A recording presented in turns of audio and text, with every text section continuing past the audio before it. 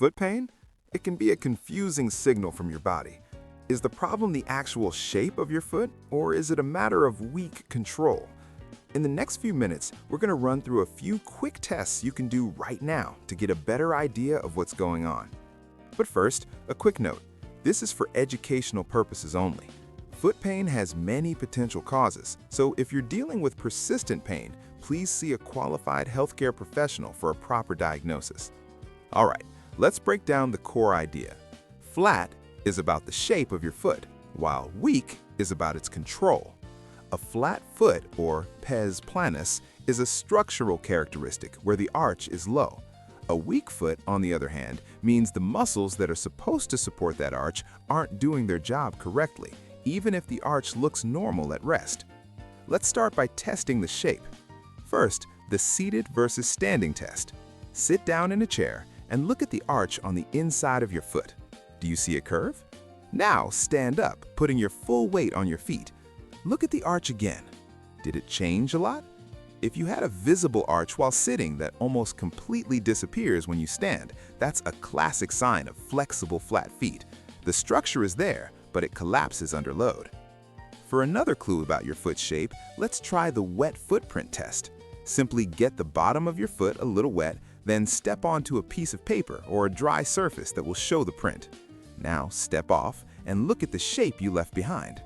If you see the imprint of your entire foot, a full, wide shape with very little curve on the inside, that's a strong indicator your arch is low. A normal print will have a distinct curve inwards, connecting the heel and the ball of the foot. This test gives you a static snapshot of your foot structure. But structure is only half the story. Now we need to test control. Can your arch actually hold its shape when it's working? This is where strength comes in. The most telling test for this is the single leg heel raise. Find a wall or a countertop you can touch for balance. Stand on one leg. Now slowly lift your heel as high as you can, keeping your toes on the ground. Then slowly lower it. Repeat this a few times, maybe 5 to start. Try to feel which muscles are working. Pay close attention to what happens.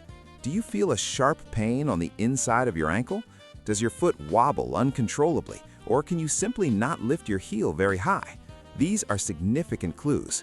That pain on the inside of your ankle in particular could point to an issue with your posterior tibial tendon, a key tendon that holds up your arch. If this test is painful or very difficult, it's a good idea to get it checked by a professional. Next, let's test the small, deep muscles inside your foot. This is the doming test. While seated or standing, keep your toes flat and relaxed on the floor. Now, without curling your toes, try to lift your arch up towards the ceiling, creating a small dome in the middle of your foot. Think about pulling the ball of your foot back toward your heel without actually moving it. This can be surprisingly difficult. If you find it's nearly impossible to lift your arch without your toes clawing at the floor, it suggests the intrinsic muscles of your foot core, are weak or aren't activating properly.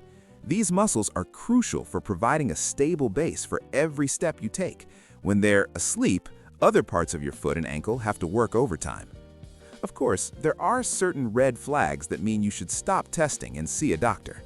These include any noticeable swelling in your foot or ankle, a sudden new flattening of your arch that you haven't seen before, or pain that is getting progressively worse. If your main issue is that inside ankle pain we mentioned during the heel raise, the basic approach often involves two things: support and strength. Support might come from more structured shoes or an orthotic insert that helps hold your arch up. Strength comes from targeted exercises like controlled heel raises that focus on maintaining the arch, or using a resistance band to train that posterior tibial tendon. So take a moment to reflect. Which of those tests felt the hardest for you? Was it seeing the wet print, which points to shape? Was it the heel raise, which tests strength and control? Or was it the doming test, which checks those deep intrinsic muscles? Think about it, and if you'd like, comment with the one that gave you the most trouble. It's the first step to understanding your feet better.